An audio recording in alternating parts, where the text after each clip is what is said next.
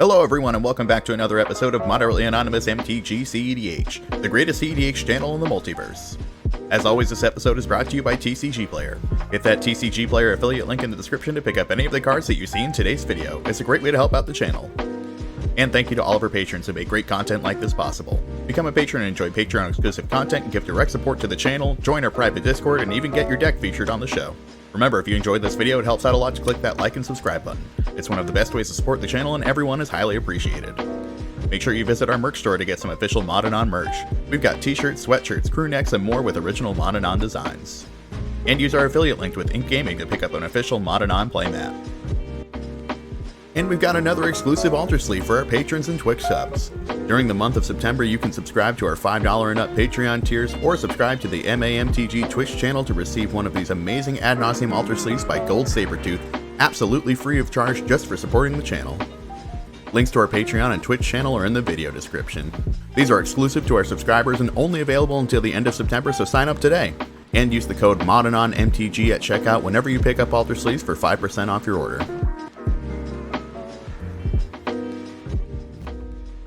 Hello everyone, it is me, Dan, Moderately Anonymous MTG. I am here with a special guest today. We have got Billy Mitchell, aka BadLuckBandit, here to talk with me about his finish in Punt City, his very first cEDH tournament. So we're here today to talk a little bit about the differences between some modern and legacy tournaments in this tournament, and just the overall attitude and atmosphere of the situation. So welcome, Billy. Please introduce yourself for anyone who doesn't know you. Tell us your name, pronouns, your accolades. Let us know who you are. Cool. My name is Billy Mitchell. I go by he, him. I am, one of the hosts of the Dark Depths podcast. So we are a weekly modern legacy podcast. Myself and Michael Maxson talk about different things that come up in the modern and legacy space. We also branch into some other formats from here to there. cEDH is one of them, obviously. But, also Pauper, Vintage, Pioneer, things like that as well. But I have a pretty long history. I've been playing since like 2000, 2001. So I've got a long history in Magic. My biggest accomplishment that people would have heard of besides the Dark Depths podcast would probably be I'm an Eternal Weekend winner. I won with the Trusted Blue-Red Delver with Ragavan pre-banning. So that's probably my biggest accomplishment to date. Many top 8 finishes on Is It Delver I see in your MTG Goldfish history when I looked it up earlier today. So yeah, a very accomplished player. I'm very excited to see you branching out into this new atmosphere in cEDH here. So let's get into it and talk a little bit about your experience at Punt City. Do you want to just tell me about what was it like to be at Punt City versus other legacy and modern tournaments that you've been to? Was there any sort of big difference in atmospheres, player attitudes, any sort of thing like that? So a lot of times in a modern or legacy tournament, you have that kind of click. So the people you come with, the people there's always the same couple grinders, especially because it's so regional based. I'm expecting to see, Michael Maxson, who lives a couple miles from me, the locals from my store, or the neighboring town stores, whatever. This was a huge coming together. So it kind of had the vibe of a GP for me, where people are coming from, the Northeast, they're coming from Texas, they're coming from Oklahoma, they're coming from California, right?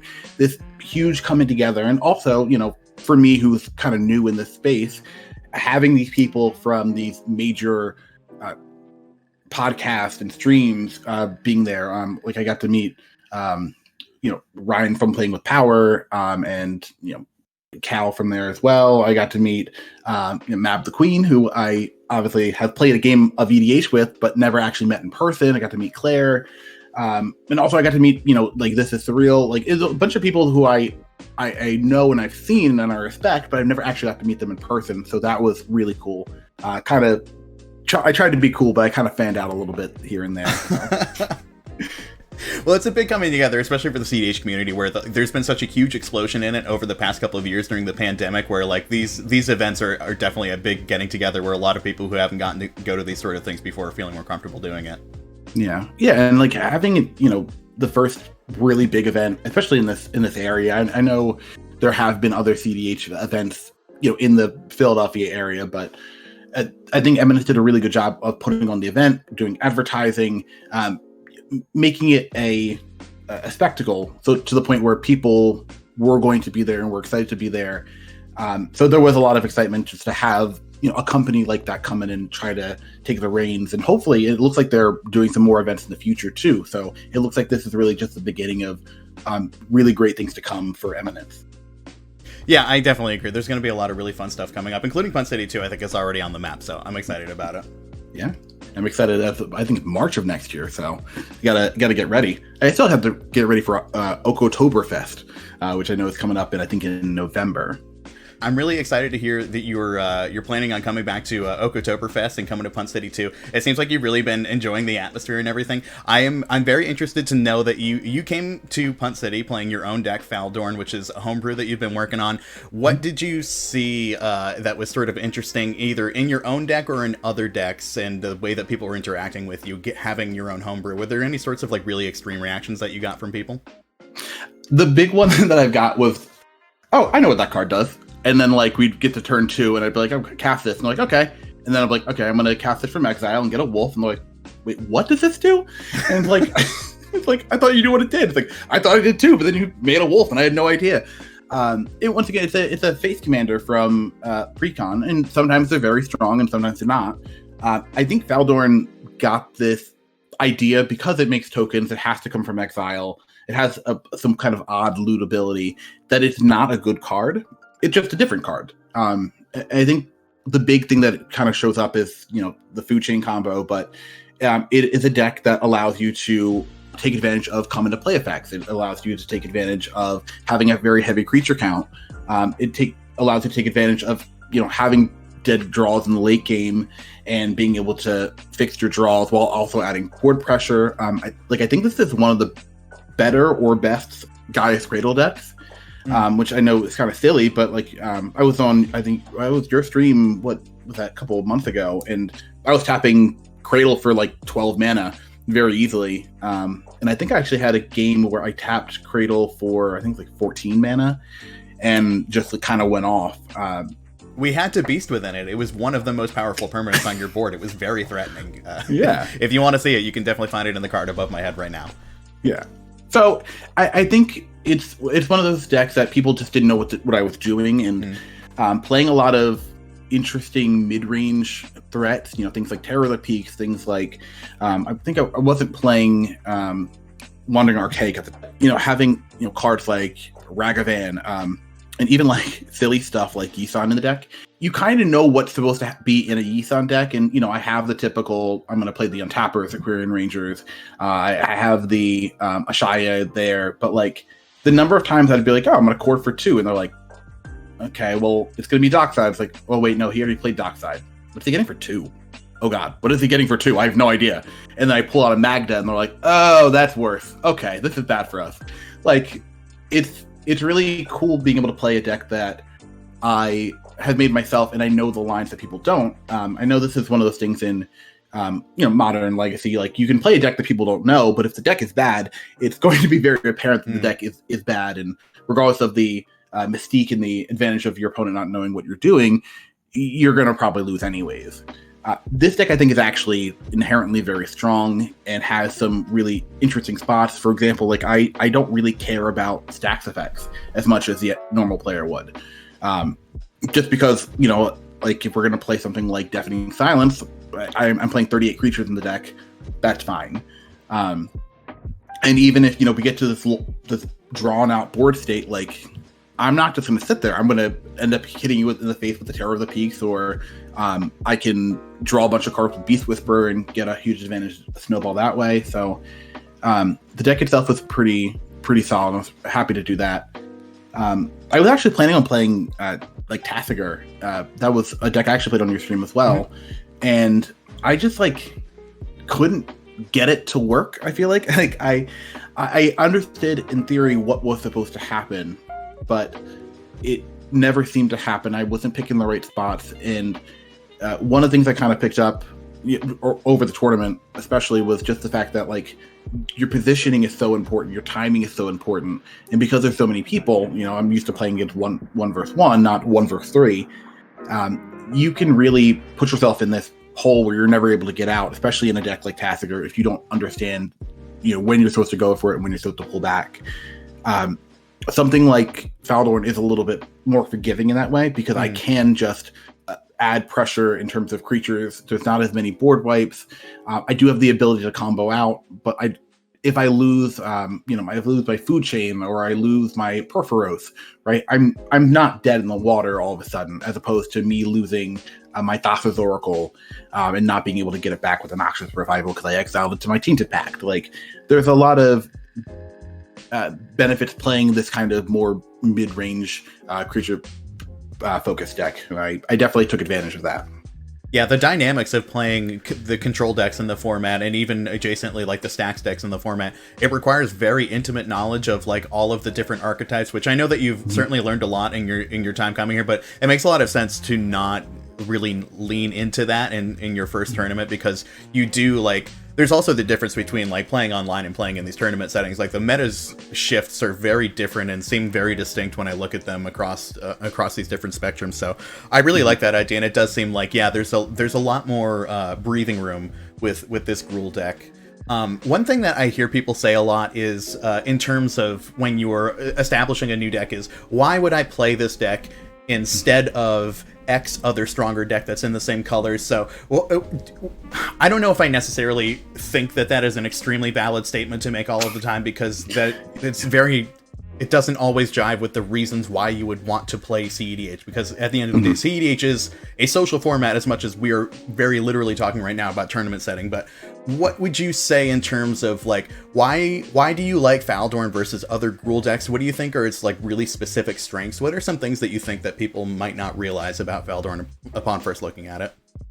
So one of the things I think that's really huge, and I mentioned this before, but Food Chain is a very easy combo with it, right? Food Chain is just good in the deck.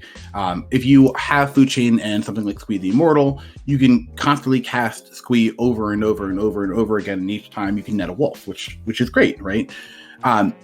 This deck also has the advantage of, having these lines where you can just cast, like I mentioned before, something like I think the most I had during the event was like, I think 12. I cast 12 cards off the top of my deck amount. So a huge amount. Yeah, and I had gotten wiped. My board got wiped by the green-black culling ritual. Oh Lord, yeah. So they killed like 7 of my wolves and like 5 of my other creatures. It was a blowout, right? And then I untapped and made 7 more creatures from exile, and I had like the deck rebuilds so well. And for the most part, and this is something that you would find maybe in something like Rorikthar, which I think is the biggest thing. Like, why would I want to play this when I could play Rorikthar? It's like, well, my card comes down on turn 2 every game. Like, I'm always going to have Faldorn, my 3-drop on turn 2. If I don't play Faldorn, it's because I don't need Faldorn, because I'm playing something a little bit more arguably powerful, right? I could be playing Professional Facebreaker, or maybe I'm jamming Ragavan into Magda on turn 2. You end up with a lot of open-endedness, because once again, Faldorn actually does facilitate your draws. You also have the ability to look at the top card of your library a number of times. Things like Augur of Autumn allows you to look at your top cards. You can actually facilitate it that way. Also, like, because you're playing so many creatures, things like Circle of the Dreams Druid ends up being a really massive card advantage or mana advantage engine. But you're not really caring about some of the stuff, because as you are progressing your board state in one way, like going back to the Food Chain, making all these creatures, like you can combo that off with something like a Burgi, where you can combo and make infinite red mana as well as your Food Chain mana. And I am actually playing 1 copy of Grapeshot. Well, I'll say 1 copy, but I'm playing Grapeshot on the list too, just because the Grapeshot allows you to combo off, potentially there, but you still get to take advantage of your lines where you bring it back with Underworld Breach, which is also huge. And something like Rorikthar specifically, it doesn't take advantage of those cards as much, right? They're not trying to kill you with an Underworld Breach 9 times out of 10. They're trying to, essentially stacks you out in red-green. This deck also, can have those aggressive things, but really does play a little bit more under people, rather than trying to stop them from going over the top, if that makes sense. Yeah. It's something, and like I am playing Rorikthar in this deck. I am playing, like I mentioned, Shaya. But like being able to have Faldoran exile some of these cards, like finding a land, like mid game, I don't really need this Mox Diamond anymore. Let me just see what the top card of my library is. It's huge. I've a number of times hit cards like Fury or Endurance, and then just evoked Fury and taken over games. But even like I actually hardcast Fury on turn 2 during the event, and I won the game, but mostly because I killed a Bloom Tender, a Najeela, and I think it was like a Llanowar Elf, and like that's pretty good. That's like amazing. that's a great turn. And I think this is something I kind of noticed too, is that there are very few decks that are creature focused that their goal is to apply pressure and not necessarily combo. I think the big one that comes to mind is Winota. Like that's the big deck I think that it's obviously a stacks deck, right? But it isn't trying to necessarily combo kill you. It's just trying to make sure that it has this insurmountable advantage. Well, if we're going to be each doing quote unquote one thing a turn, I'm going to be doing one thing plus 5 triggers, and I'm going to take over the game like that. There's not a lot of decks like that in the format, and something like Winota is so focused on stacks that they actually can't really affect the board as much. Like I think this is a very good deck at getting into combat, actually attacking for a 10 and still having tank power back in combat, or even just like kind of taking over the game but also have the ability to actually combo through people when you can't just do that. And like I mentioned before, the Fujin combo with Perforos or Terror of the Peaks it's an auto win. I actually had a win too with Ashaya Aquarian Ranger along with Perforos. But I also had a game where I just made 20 wolves and just attacked 3 players multiple times until they all died.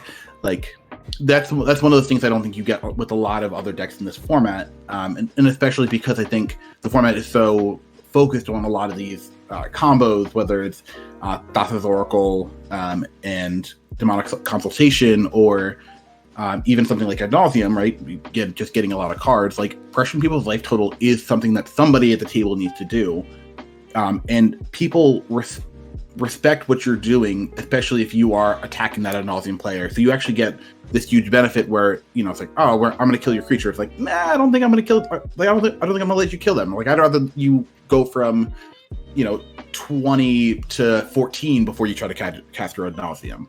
Like that's one of the other benefits too. Like being the quote unquote good guy does get you some benefits when you're actually playing some games. And I think that really helps you, honestly, to like sneak out those wins too, because you're right. Like I think one of the big strengths of this deck is that ability to pivot between beating down the table and going for some really seriously tight combos that you're able to put up in just one turn. And yeah. I remember just speaking to someone on day 1 of the tournament. It was after a game that they had played with you, and you had lost the game, but they were noting they were noting how much power and toughness just 4 wolves was. And it was like, yeah, you don't need to get that many wolves on board. Like dealing 8 damage a turn across 4 bodies, like that's a ton of damage to be dealing in cEDH, and it's like it's not a thing that like a lot of decks are super equipped to deal with. I think you made a really good assessment with Rorikthar. Is a lot of very big pieces, and it's a lot of focus on this like big value and these big packages.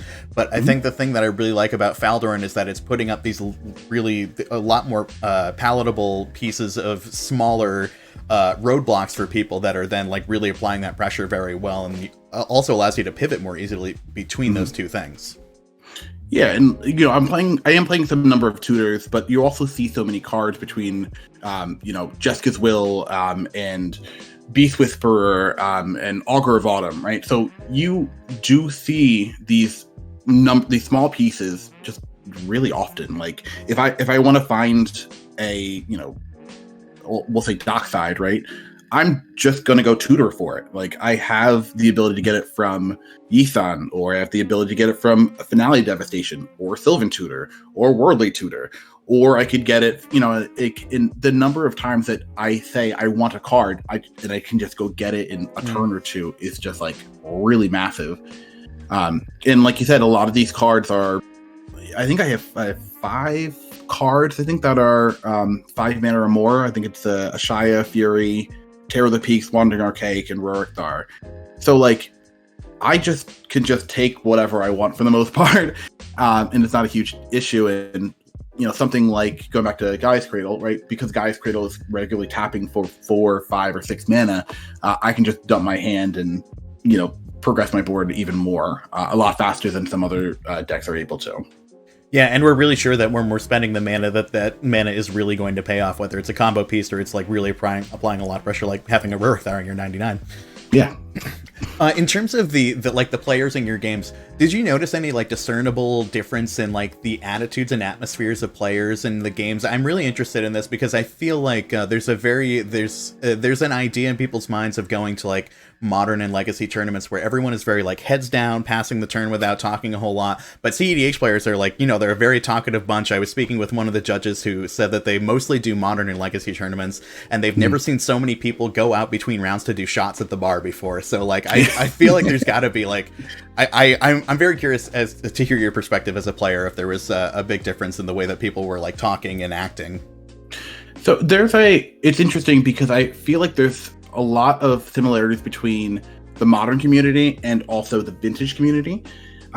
In terms of actual card pool, it makes sense the vintage community would have some kind of overlap there in terms of personality, but the thing I actually noticed too was it's very, very friendly. Like, the games are very friendly. There are a couple of people who are there with, like you said, with their heads down, focused, ready to win, but like, there's a number of people who are there just to have a good time, to socialize, to let their deck do the cool thing. And the first game that first match that we played, I ended up losing, but the player who was playing, I want to say it was Keth,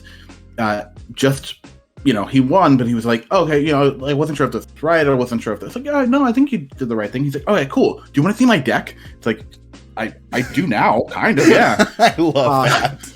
And that's just one of the things. I've played against people before, like, they have like the foiled out, whatever deck, right? Mm-hmm. Whatever deck in vintage, and they're just like, I've got everything in dredge that I can that's foiled out. Like, take a look, and you're like, oh, this is actually really cool. Like, and you get a lot of people who have that kind of attachment and personalization to their decks as well.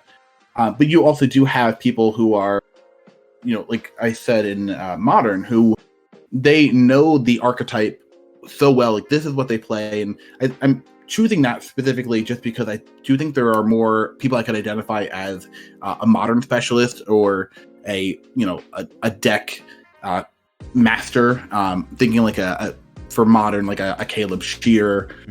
Thinking like people like that in that kind of zone, who they know everything about the deck, and there's nothing you can surprise them with out of that 75 or 95 cards. There's a lot of people who know exactly what they're tutoring for. It's not maybe I should get this, maybe I should get that. And that's what I was doing, I was humming and hawing all day. But these people are like, well, I'm gonna vamp tutor. Here's what I want. I want to put this face down. I'm gonna shuffle. Here you go. And it's like, that was a 10-second search. Okay, that's very concerning. And they're not getting anything absurd, right? They're gonna go find their Mox Opal or whatever that they need, but they know what they need. They know exactly what they're doing, and they play very efficiently. There is a number of people, and I'm not gonna bash these people, but who will play a deck, and even if they know it very well, they just play very slowly, and that is something I think that exists in every area of Magic.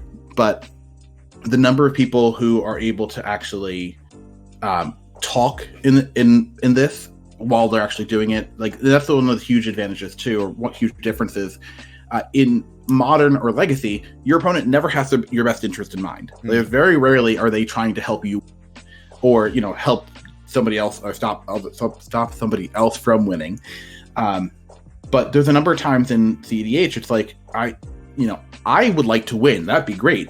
But player A is going to win next turn. Like, what can we do? Let's talk. Let's try to stop this from happening. And that's another interesting thing too, because you have to be at least sociable a little bit, or you just have to have the stone nuts and just be able to win the game. But a lot of times the people that I kind of noticed, making the top 4 especially, like that was the most social group of people, talking through each play, trying to decide what's important, what do we need to do right now, who's the arch enemy, what's the most relevant threat. Like that's a big difference in just play style. And that also kind of contributes to that community environment that you see at cEDH that I'm not used to seeing so much in other formats, because you literally have to talk to people. You have to get, otherwise you're just going to let somebody combo off. I actually got to play a game versus Ryan from Playing with Power with 2 people that I have never met before, never interacted with. And I think they knew each other well enough. The one said, okay, let's make a deal. You get rid of your Mystic Remora and I'll kill this metal worker. That's a fair deal. Cool. So the player sacrifices their Mystic Remora, they pay 3 mana, and they play their Rhystic City. And they're like, the other player's like, I'm not gonna kill that now. We had a deal. It's like, no, but like, yeah, but like that was before I knew you had that. And then the Ryan just untaps with his Metalworker, adds 10 mana, and combos out with Godo. And you're like, okay, well, guys, we need to buckle up here. Like that, and that's one of those things too. Like that affects everybody, and based off of social interaction that I'm not even involved in, right? Players, it still affects the end result of the game, which obviously affects me. So that's a huge difference, I guess, between what somebody could do and what I am not used to, at least, because I made the mistake a lot, just like not talking enough or talking too much.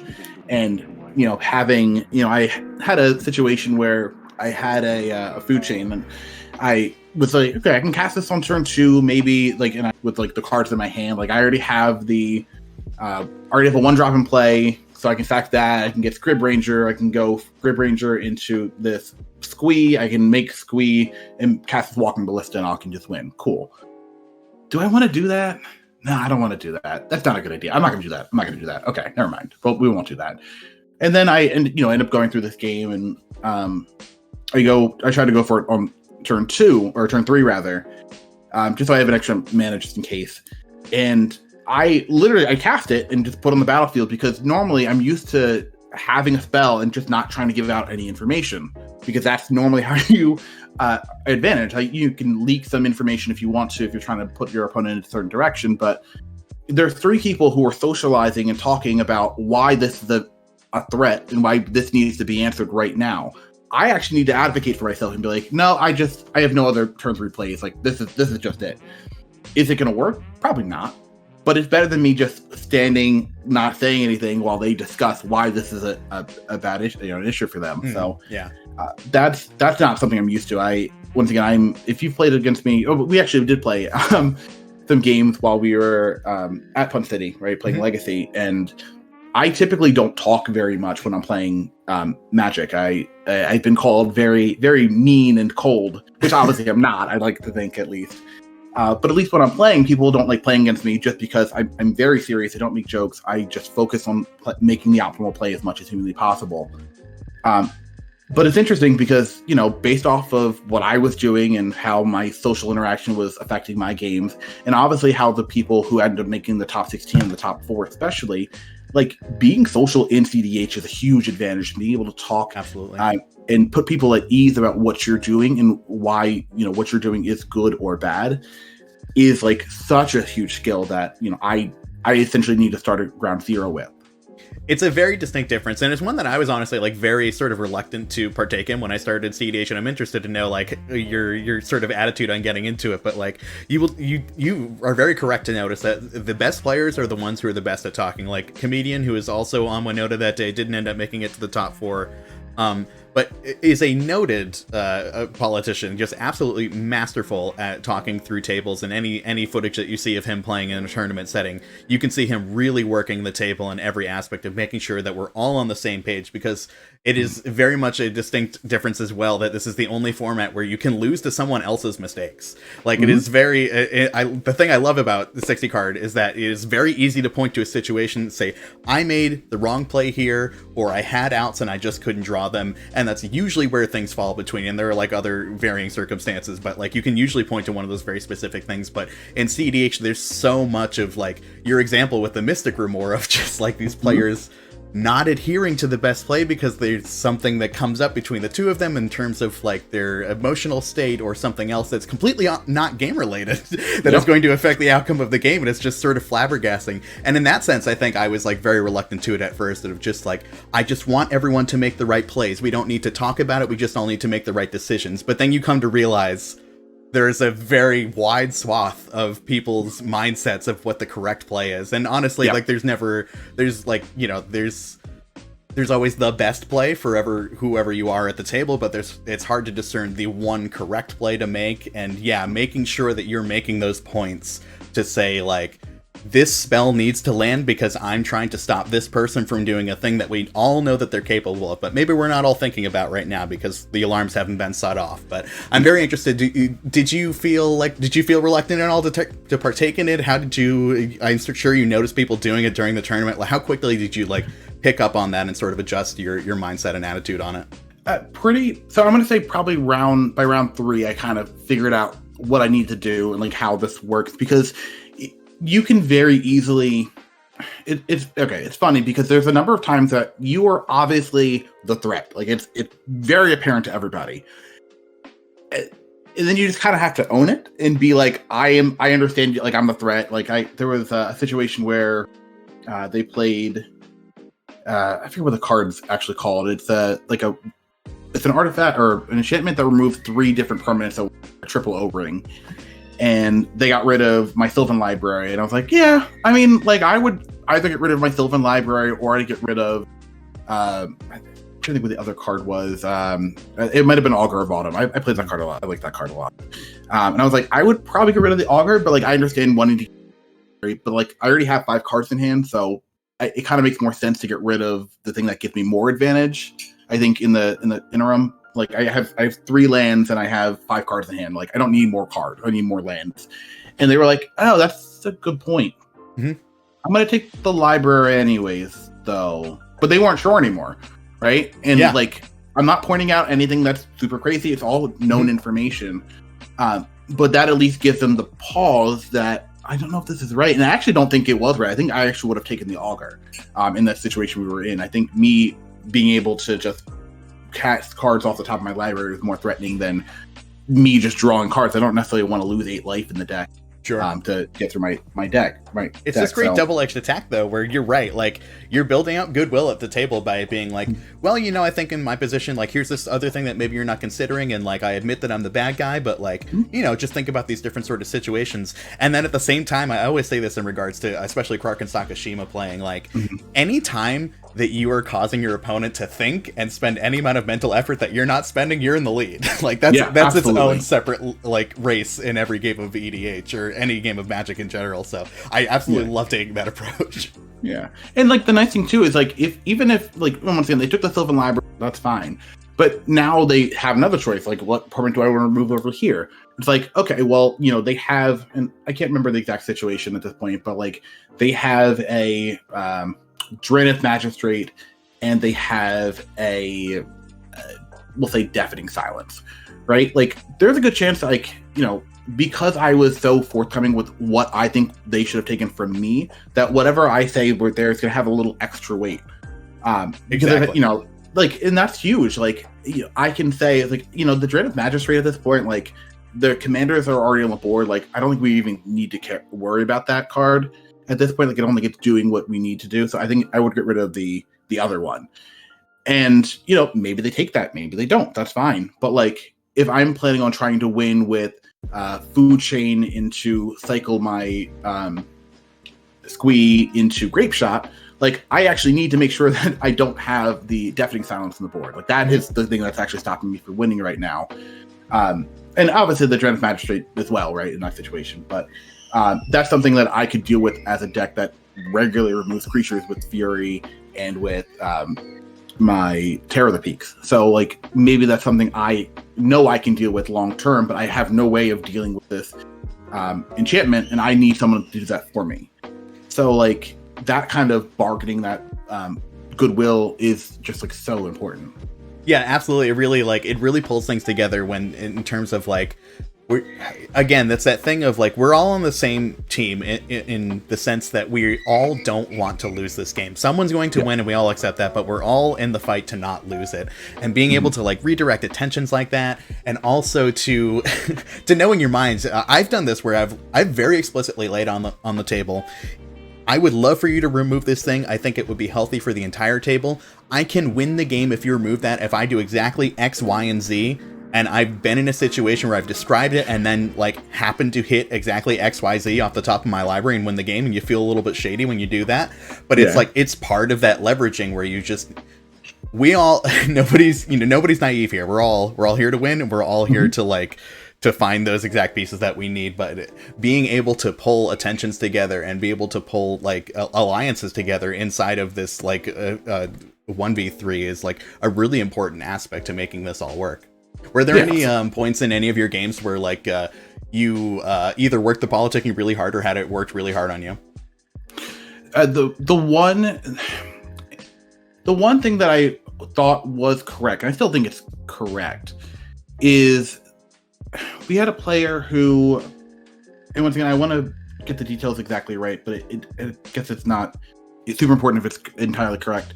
There was a situation where I could attack one player and kill them, or I could attack two players and get more, or attack three players and get more treasures off of Professional Faithbreaker. If I get rid of the one player, it doesn't really do anything for me. Like they're not a threat. They have like, you know, few lands. They're stuck under a null rod or something like that. Like it wasn't a null rod. I'm trying to think what the card actually was. But for some reason they couldn't actually activate their artifacts, and they're just like sitting there just dying. Right, so like they're not doing anything impressive. It's fine.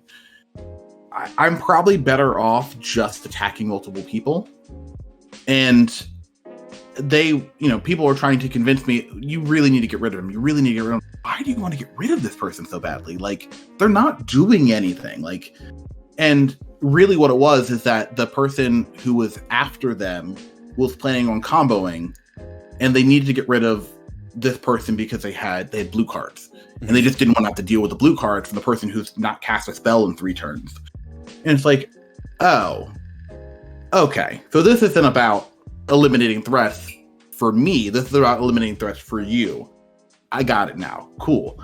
It can be really difficult to see that very fine distinction sometimes. Yeah. I mean, and once again, every opponent in the game is capable of winning the game, right? But like, there's a point where some people are not. They're 1% to win, and removing that one person, whether it's because they are the person who has the Thorn Canonist, or the person who does have the Null Rod, or the person who has a Rest in Peace in play, like trying to figure out why people want to get rid of stuff, I think is so important, because the game wildly shifts balance there as soon as you get rid of that, and you kind of see that in poker.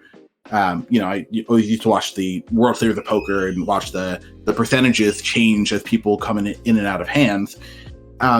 Just having somebody drop out of a game suddenly, and this happened actually, that player who had the triple O ring thing, right? They ended up dying, and all of our permits come back. It's like, okay, cool. Well, we were kind of at parity. Now I have my Sylvan Library back, so let's go.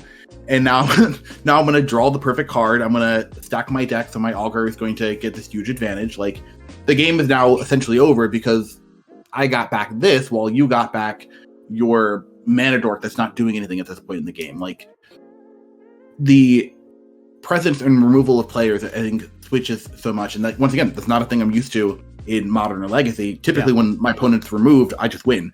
I get to go eat lunch. So that definitely is the politicking there, I think, is just huge.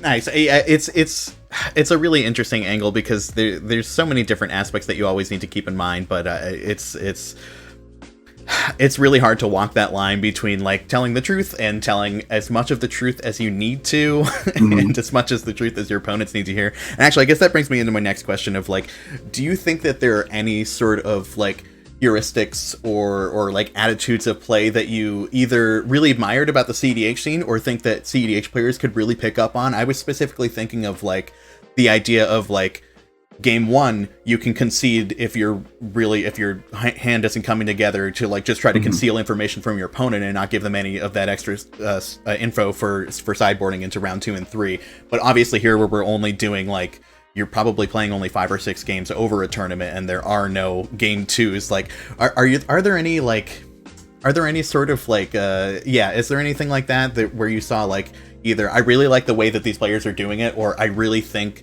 that some of these players would benefit from thinking about like X or Y? The one huge one, this kind of stuck up to me because this was my last round of the event. We had a player who had mulligan down, and they're playing a combo deck, mulligan down to a very permission heavy hand, right? And it's like 5 cards. And we're going through, I think the game ended up ending on like turn 3 or turn 4, but they are just like trying to interact with everybody, relax, draw some cards. If somebody tries to go for the win, then you can say something. You can cast your counter spell, cast your removal spell. But if you are thinking about it just from a 1v1 perspective, right? If I mulligan down to 5 cards, they have 2 more cards than me. That's unfortunate, but that's fine. If I have 5 cards and my opponent has 7, that other opponent has 7, and that other opponent has 6 cards, like, I'm so behind on resources compared to what everyone else is capable of doing, because you're already getting, essentially 3 for 1, right? Like, you have 1 action in terms of like turn economy. You have 1 action per 3 actions for your opponents, which is already not in your favor, and which is the reason why there's no person who has a 40% or 50% win percentage in cEDH. It's someone who wins 35% of their games, I think, would be amazing in this context. So the idea that you can interact as freely as you could in 1v1 it's just not. So in that situation, when you're behind on cards and you're not a proactive, like, and once again, Faldorn is something that I can be proactive and just say, I'm going to cast this 1 drop. I'm going to cast Faldorn on turn 2, and on turn 3, I'm going to start trying to get back my card advantage through some kind of engine.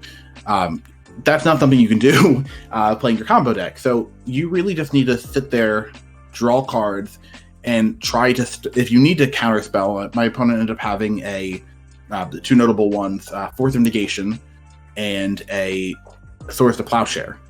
If you're going to use the Swords to Plowshare, it had better be because your opponent cast the Swords to Plowshare. Like, you're stopping Najila, which was one of the things. Glinthorn Buccaneer. They're going to try to kill you with Sylvala. Like, 100%, you remove that threat. But otherwise, just let someone else deal with it. Like, there's other people who have cards in their hand that also don't want to lose the game just as much as you do. You just have to trust the fact that they're going to remove it. And if they don't, then you can deal with it later. Likewise, with the Force effect, going down 2 cards when you're in a position like that hurts huge. A lot. Yeah, I mean, that's essentially, even if that is a counter spell, it's a hard counter spell, it's great. But, like, that's you going from 5 cards essentially down to 3 cards. Ugh, I don't want to do that. Like, let somebody else deal with that problem. Yeah, and I can understand people in the tournament setting, especially being like real trigger happy and real in the position of like, I've made it this far and I do not want to lose. But you're right, like, you do have to have faith in the other players at the table that like, we're all here to not lose. So like, I got to let it go to the wire at least a little bit. I got to draw some cards and gain some advantage, because you're certainly never going to put yourself in a position to win if you are continually putting yourself behind to just stop every like little bit of like advantage on the board. Yeah, there's too many cards in this format that are based off assembling your combo, right? I mean, like, obviously it's 100 card or 99 decks, but trying to actually put together Dockside Temur Sabertooth, or trying to put together Thassa's Oracle and Demonic Consultation, right? Like, you're casting, maybe you draw one naturally, but the other one's going to be found off Demonic Tutor, it's going to be found off Sylvan Library, or it's going to be cast off of Finale Devastation or Enlightened Tutor, right? Like, you're getting all these things, but like, it's not easy. It's resource dense, and a lot of times it's kind of telegraphed too, because once again, if I'm going to go cast my Sylvan Tutor, you know exactly what I have, and so you don't need to cast some of these spells right away. You can just wait 9 times out of 10 and be okay. I think Sylvan Tutor is one of the weird ones, though, because Sylvan Tutor can go get something like an Allosaur Shepherd, and suddenly my green spells are not counterable. That one, I kind of get, right? But like Mystical Tutor is going to get something I could probably also counter with my Force Negation. So I'm just going to wait on that one. And I think people just need to be more, like you said, more okay with letting other people be a part of it. But you also want to play the game, right? Like nobody's playing this to play some kind of weird EDH simulator where you just get to watch people play. Like you do want to be a part of the action. So I do understand the incentive to be aggressive with the cards in your hand, but that's not a way you're likely going to win the game, I would think. Yeah. The issue of that card advantage disparity is coming up more often these days, especially in terms of like Wheel of Fortune is a very popular card in the meta, but now people are starting to question a little bit more with like, how hard are you leveraging your 7 cards versus the 21 you're giving your opponent? But I think like the best players are thinking about it on a much more minute scale than that, where something that I remember really blew my mind when I first heard it was Braden from formerly of the cEDH cast. All the cEDH players out there know him. I remember him talking about Soul Ring and talking about it as a mana advantage card, and not only a mana advantage but also card advantage, because you're putting yourself that much farther ahead using 1 card, whereas people would need to go through 2 turns and 2 land drops to be able to match just the amount of Soul Ring. And I think like keeping something like keeping in mind something as small as that but as powerful as that is, like those are really the margins that we need to like think about in very strict senses when we're thinking about like our advantages versus our 3 opponents' advantages, because it is a really huge swath between the 2 things. Yeah, and I like that idea with Soul Ring too. I'm actually brewing up a Light Paws deck, which I'm loving so far. I have to definitely work on kinks, but one of the big things with Light Paws is like, I don't really care if I end up using a Mox Diamond to get rid of a land, because even though I'm losing 1 card there, Light Paws literally is just cast this, get another card, cast this, get another card. And the fact a 1-drop gets you another 1-drop is great, but the fact that a 2-drop gets you another 2-drop is this huge advantage in mana that people aren't able to get. And also, it's literally a demonic tutor. Or I guess an Enlightened Tutor, let's be honest, but Enlightened Tutor that you get to put onto your creature, which is insane. So kind of going through the deck, you end up in this situation where like, I don't really care if I lose something like once again, a land to Mox Diamond. I don't care if I lose something to Lotus Petal, whatever, because I know I'm going to get those cards back in some other time. Not all decks get cards back, and like I think we are so used to this, blue farm and whatever other X farm that gets so many cards throughout the game, whether through Thrasios or Tymna or Crom, that you don't realize that not everybody is actually drawing cards.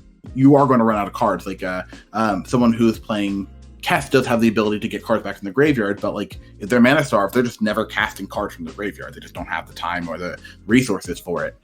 So if you're going to be playing some of these decks, you have some decks that are able to be more aggressive. Something like Najeela can't be as aggressive, right? You're not getting card advantage back from the cards you're playing. You're getting card advantage back from your combat steps and things like that. So that is what you're kind of depending on, and there's not always a situation where you can just attack an opponent and murder them. Like that's unfortunately it's not every game. And once again, something like Godo, right? I don't need to worry about what happens next turn. I'm going to win this turn, so like who cares? I'll spew these 4 cards and the game's over. I did it. That's the big thing, I think, is that you either need to be putting yourself in a position where you are either gaining advantage on your opponents, or you're just sticking spells that are so powerful that it doesn't matter that you're going down cards to the rest of the table. Like, if even outside of the realm of like Tymna and Crom as your commanders, if the only spells I'm casting are Thassa's Oracle and Demonic Consultation, like those are good enough and affect the game hard enough that it really doesn't matter that I'm necessarily going down those 2 cards versus like also thinking on the other end of the spectrum, like a Kraken Sakashima player who is casting 1 spell and getting the same spell over and over again, and like getting that huge amount of advantage that you can get under like a Rule of Law or something like that. Like those are the kinds of axes that I think are really important to think about for players when they're like attacking these tables and deciding how and when to spend your interaction that way. Yeah, because I mean that you end up in whether it's you intentionally playing this way or just the way the table breaks, but especially in these events when you're not playing with people that playing with people at an open table, there's theoretically has to be somebody who is going to be the aggressor. And this is kind of go back to Magic Theory with Who's the Beatdown, right? A classic Mike Flores article. In Who's the Beatdown, in every game, there is somebody who is the aggressor, the quote-unquote defender. And if you're going to have a table, especially with 4 people, these people are going to slide into these roles. And once again, some of the things that are kind of more unique about cEDH is that there are typically multiple people who are capable of being the combo deck. There are a lot of people who are kind of naturally positioned to be a mid-range deck. There aren't very many control decks necessarily. I think Stacks is like the quote-unquote control of the format. There's nobody playing like Narset Planeswalker control, unfortunately. So, you end up in this really interesting like mid-range or very aggressive combo situation, right? But that is one of those things where if you're not going to position yourself to be one of these decks, you're just going to get swept under the rug in one way or the other, right? You can't end up just being the player who decides I'm just going to go for it on turn 2 because I can every game. Like, that's just not a feasible option. And I did that myself. I lost, I think, 3 games where I had the combo, but it got countered, or I was 1 mana short, or I literally lost a game in my pod where I was playing with Kevin, and I literally had the win, but I didn't have another card in my hand, so I couldn't discard it to Faldorn to get the Quarian Ranger from there into play. I had the mana, I just did not have the actual physical card to discard, and I ended up losing because of it. But that is one of those things where if I just wait a turn, I probably just win. Like that's the difference. It's just me waiting a turn cycle would have just spun the game in my favor. And once again, it's one of those things that you kind of pick up eventually, but I picked the role where I was going to be the combo player, and I didn't need to be the combo player. I'm playing next to Godo. Godo is the combo player. I can be the aggressor. I can actually be the person who's pressuring the board and making sure that the Godo player does not have 3 or 4 more turns. That is my role there. And I think it's a little harder. Once again, I think Who's the Beatdown is really nice because it is based off a 2-player game. Once you're into this 4-player game, trying to figure out what your role is, and especially like in any kind of multiplayer game, whether it's like Werewolf or Mafia, it's really nice if you present as one role, but you're actually another role, right? Like that's being what I the was person. just about to say, yeah. It's just like, I think that's the huge thing. I had a friend who, whenever they played Werewolf, would always start with, by the way, I know I said this last time, I am not the wolf. I just need to get that out there. It's not me. And sometimes they were and sometimes they weren't, but they always said, I'm not the wolf. And people who didn't play with them, or people who always played with them, are like, okay, well, he says that every time, and he's not often the wolf. So I guess maybe he's not the wolf.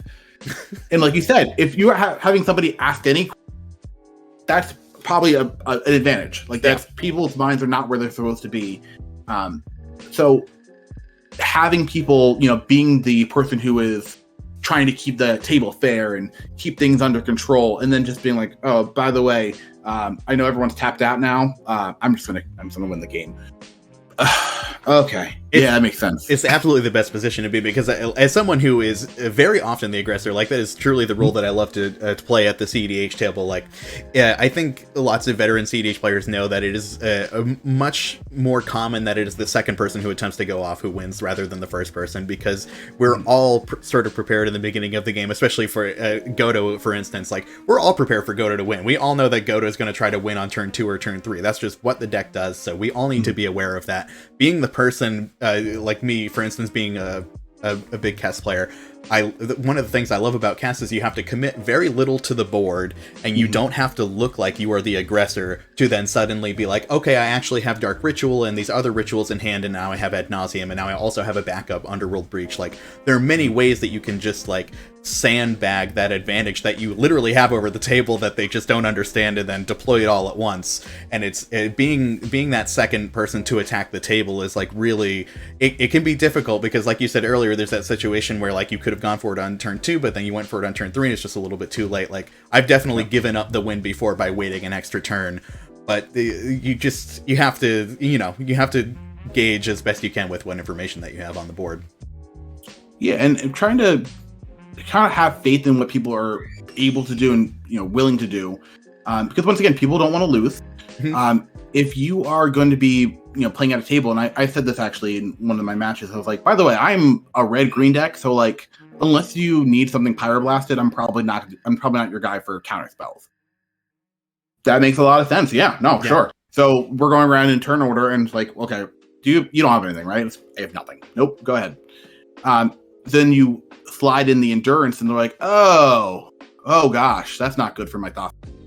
It's like, I told you I don't have any counter spells, but this isn't a counter spell, so here you go. And it's like, it's important to note that, like, you as the Faldorn player, maybe you don't care as much about the Rest in Peace that's on board, but like, it doesn't mean I don't have Nature's Claim in hand. It just means that I care about a Null Rod a lot more.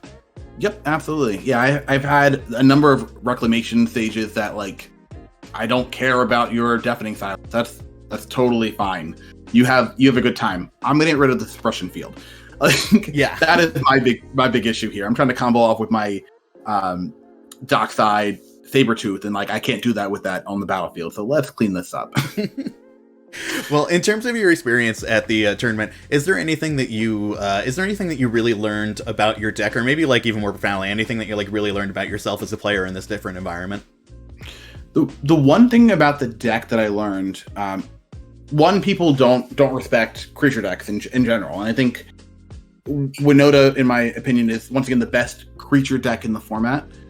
And I think this deck is behind. Once again, I'm the only person innovating on this deck as far as I know, so it is a little bit slower than I would have liked in terms of development. But the deck is very strong, and especially considering I'm one of the, like, I talked to you a bit about it. I've talked to some other people about the deck here and there, and I've gotten some pickups and good ideas. But, like, for a deck that has only one pilot, the deck is very, very good, I think. And I think there's a lot of room here, which also makes me the other thing too is, like, because Winota is, like, really the big creature deck in this format, I think Faldorn is proof that there is room for other creature focused decks that could do well in this kind of mid-range space, right? And something that has some ability to have a powerful combo or a powerful control element to them, but are still creature focused, I think is a really interesting space, because I think people like to punish you for playing instants and sorceries, or playing enchantments or whatever, but there's no one punishing you for playing creatures, right? There's no card like a No Mercy or Lethal Vapors. Like, you know, we do see Toxic Deluges. There obviously are removal spells in this format, but you can really just have 5 or 6 creatures on the board, and 9 times out of 10 your opponent's just going to let you have them. They tend to, like, the answers to creatures tend to be a lot lighter, because the format is so skewed towards really benefiting you for playing aggressive instants and sorceries, so that, like, you even see in people's interaction suites, like, Delay is a lot less popular than it should be, given that it is a 1 and a blue for a hard creature counter spell. But, like, I mean, thinking about just that it's like, it's not a hard counter spell, it's Delay. Or, like, the most popular forms of, like, creature interaction for their very aggressive decks are things like Dress Down or March of Swirling Mist. These things that are, like, very good at blanking out creatures, but, like, not forever. They, like, people like less often want to even run Toxic Deluge because it's taking away life from your Ad Nauseam, and just because it's an extra mana to cast it. Like, the ways that there's this, like, very specific hole, I think, that creature decks are, like, really able to fill, sort of like that. It's this, like, blind spot in the armor of cEDH right now, and, like, the things that are, like, benefited and incentivized in the meta. I think that, like, creature decks are really good at finding that sort of that gap in the armor and really attacking it well. Yeah, like I think like Selvala is the one, the green-white Selvala, green one, but the green-white Selvala I think does a really good job of being a combo deck that is still creature focused, which I think is amazing. I think the same thing about Rocco. I think Rocco is another example of a deck that it's 100% a combo deck, sure, but it's because it's so creature focused. You're sitting there with your swan songs and you're sitting there with your miscast and you're like, what am I doing? Like, this was a mistake. And that's a huge advantage. So I do think there is room for more creature focused decks. Whether people want to play them or not is a different story. But I do think you can definitely find success with a deck like this, especially if you want to put in the hours into it. That's another thing, I guess, is that, again, with, like, the incentivizations, like, it is, I guess, less sexy to be playing a creature deck a lot of the time, but it's a thing where, like, you know, if that's what you enjoy doing, it's kind of a great time to be doing it. Pyroclasm, I haven't seen one in a very long time. No, not at all. Like, I did see what is that card called? Blasphemous Act. That was brutal. And, like, but I think I did see a Toxic Deluge, but, like, I had somebody Toxic Deluge for, I want to say it was some absurd total. And that's fine. Like if you want to play the Toxic Deluge and lose a bunch of life, that's okay, because once again the issue, they ended up losing a couple turns later because the Toxic Deluge, they didn't have, I think it was like 6 life I think they had to pay. They don't have 6 life to lose because I've been pressuring them all game. Yeah. So, and also, you know, in reality too, if you want to take the turn off from doing that, like it benefits the other players more than it actually benefits you. Yes. Again, to talk about that advantage disparity. Yeah. Yeah. So, and that kind of opens the door too. Like we were actually talking about this in one of my group chats with the Light Pulse deck. I was talking about Detention Vortex, which is a enchantment aura. You can chant it onto any permanent. It cannot attack, block, and its activated abilities cannot be activated. And it's for 1 mana, but you can pay 3 mana and you can destroy it, but only as a sorcery. Does anyone want to spend 3 mana at sorcery speed in the first 5 turns of the game? Like, it's a huge tempo loss to knock that off of your Najeela or something, for instance. Yeah. Yeah. So like, you just might not do it. Like you might just wait until like turn 7 or just like hope it dies somehow, rather than actually pay 3 mana and lose your entire turn. So I just like, the more I kind of think about the nuances of how cEDH plays, like there's a lot of benefits to playing some of these really interesting decks. And going back to Light Pulse, like I have been playing with, you know, stacks pieces. So it's supposed to be, you know, being able to get advantage off of Light Pulse, but also playing stacks pieces. And, you know, playing something like Archon of Emeria, great card in this format, absolutely.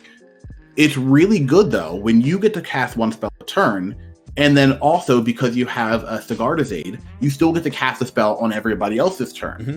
Or because you're playing spells that are not super great, something like Indomitable Will, right? It gets a +1/+2 for 2 mana, but it has Flash. So now suddenly I'm able to play on other people's turns, and I'm actually getting a huge advantage because I am constantly casting spells where other people cannot.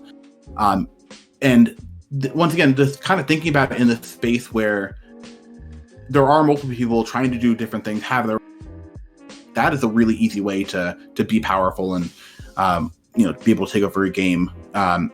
And that's not something I thought about before. I just, once again, because you're playing, I'm used to trying to pick my spot and, you know, do they have the counter spell? If they, you know, do I bait it out? Do I need to apply more pressure here, or can I sit back? Trying to actually figure out cards and actually how they play in a game like this is really insane. Like the Detention Vortex is very good. The one I actually really wish I had in my tournament was Vexing Shusher. Not because I needed my spells to be encounterable. Sure, that's great, right? Like I wouldn't have had my food chain countered, or maybe my Teamer Sabretooth would have resolved. Fine, but the number of times somebody would cast ad nauseum, and somebody would go, okay, well I have Force of Will. I'm like, okay, well that's unfortunate because I have Fierce Guardianship. It's like, well I guess it resolves. Like then if I can just say, no, that Force of Will is going to resolve. This is not being countered. We're moving on. You have a good day, sir. Actually, like, that's a Dovin's veto now. That's a Dovin's veto. Yeah, like that's huge. And like that doesn't affect me at all. I'm not losing by activating my my Vexing Shusher, but I'm way affecting the board in dictating the game from my seat. The Vexing Shusher ends up being this essentially must kill threat for opposing people because they can't protect against their spells, their opponent's counter spells being uncounterable. Yeah, to go back to that idea we were talking about earlier with like the Nature's Claim and just like the disparity of advantage there, like you really get to work the table in the way that you want to in that position, and it creates this like really weird hiccup in the turbo players' minds. Yeah, absolutely. And if you're thinking about it too, like if I have Vexing Shusher and I cast Food Chain, do you really want to counter that? Like, are you even going to try? Like, maybe you try just to like, get me out of mana, but like, I also, that I can just counter that if I really want to, and I will do it, obviously. So maybe I'm just not going to bother. You got it. On the other end of the table, I'm absolutely going to throw a counter at it, and I'm going to feel so bad because I know that you're just going to pay for it, and it's not going to matter in the end. But it's really great in that sense, too, because, yeah, it's just like, your opponents have to do it. They have to try to interact. They can't just let you win. Yeah. And, if you don't win, okay, I ate your counter spells. All right, try to do something. Yeah, but like, imagine losing like 2 cards to the fourth of the game, and then it's like, I don't want to do any of this. Like, but like, and once again, even if you are that ad nauseam player, you have the ad nauseam. If they have a counter spell, this is going to get countered, and I can't do anything about it. I guess I'll wait. Okay, cool. I'm going to keep being aggressive and see what happens. Like. Changing the tempo of your of your turbo ad nauseam aggressors too is like that's everything that you can do really, especially in a red green deck where it's like I maybe have a Tybalt's Trickery, probably not. It's not a very popular spell. Like, there's nothing I can really do about your ad nauseam besides like delay your ability to cast it and then hopefully beat you down enough where you can't cast it profitably, or I make you now have to pivot on to like Peer into the Abyss or some other plan. Yeah, like you suddenly have to play Peer into the Abyss. Or, and if you want to wait 2 more turns to, have an answer to the Vexing Shusher, that's fine, because now the other 2 opponents have drawn 4 more cards, and now it's less likely that your spell is going to try to resolve, or actually resolve.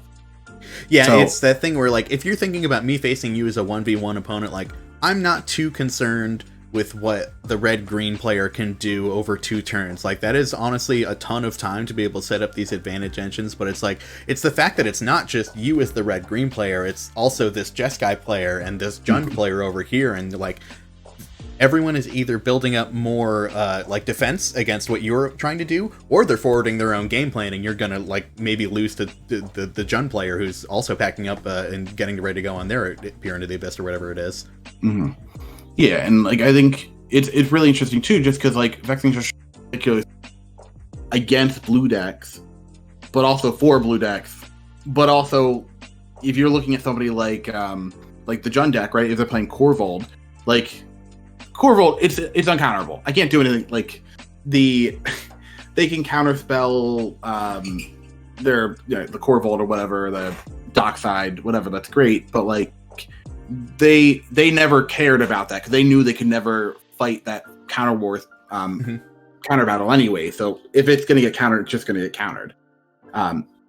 So once again, having these cards that do affect the board in different ways from your seat without having to devote cards, it's just like a huge thing that I didn't really think about because once again, I'm just used to playing my days and putting the one card back in my hand so I can brainstorm later, which is still a valuable thing, but this is less important when other people are doing so many actions.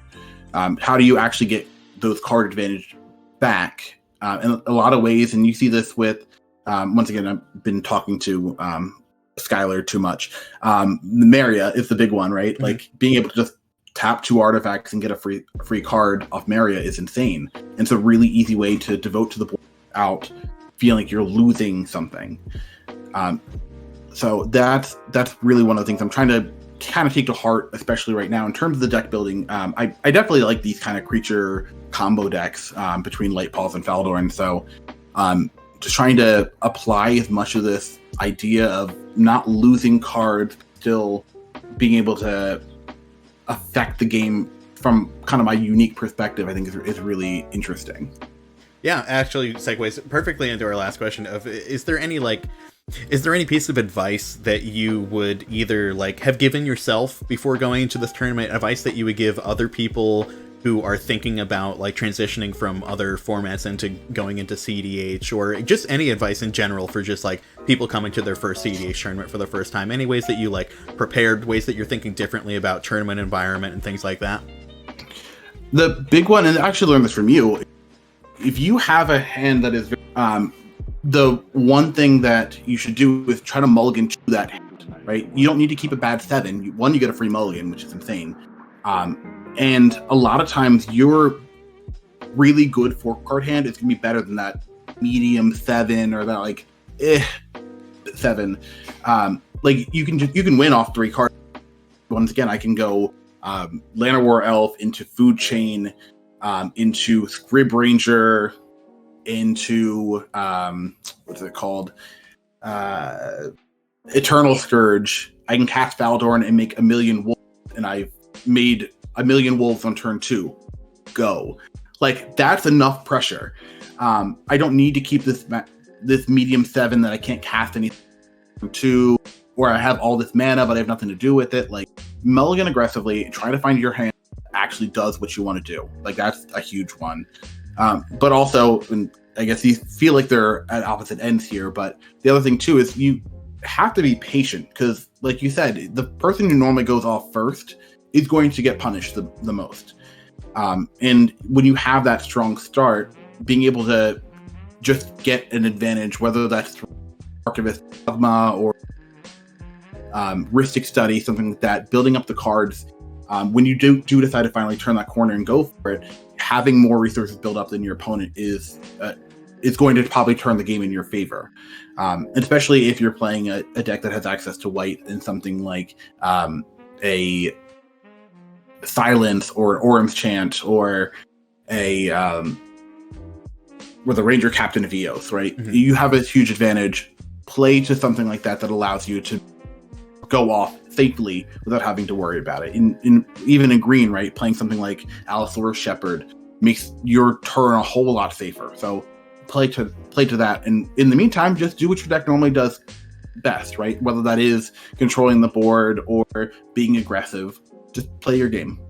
I think that like both of those are very valid points. And to bridge the two ideas, like it is very important to know the link between like how far you can mulligan and what is your best game plan at a given table, because there's certain aggressive ways that you can attack a table that you're right that some tables just aren't going to be able to deal with you making infinite 2/2s on turn 2.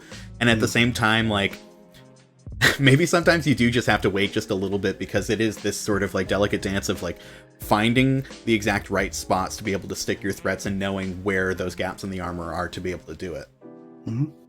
Yeah, and there's the nice thing about EDH is that because there's 4 players, there ends up being a very obvious pivot point where people say, okay, I need to go for this. And like you said, you don't know what's in my hand. This hidden information, you can very easily surprise people, especially if they don't think that they need to deal with you. They might not have things to deal with you or devote their resources to another on-board problem. There's a huge advantage to being patient.